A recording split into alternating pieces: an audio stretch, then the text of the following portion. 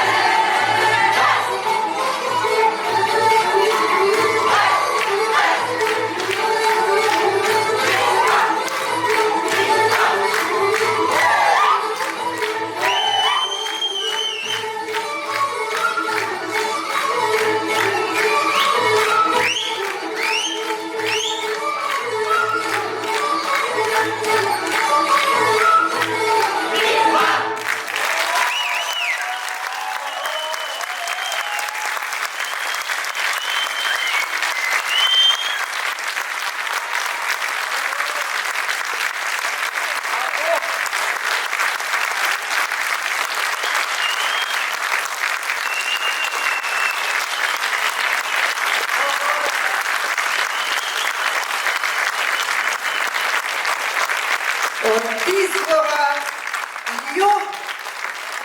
Et là, vous devez applaudir très longtemps parce que j'ai plus de souffle. Няма да си въздух. Така че вие трябва да аплодирате, вдигнете, свиркате каквото и да е.